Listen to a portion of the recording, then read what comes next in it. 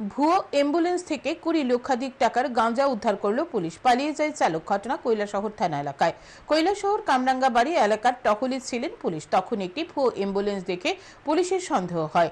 Police গাড়ির পিছু ধাওয়া করে। তখন কিছু দূর গিয়ে চালক গাড়িটিকে ফেলে রেখে পালিয়ে চলে যায়।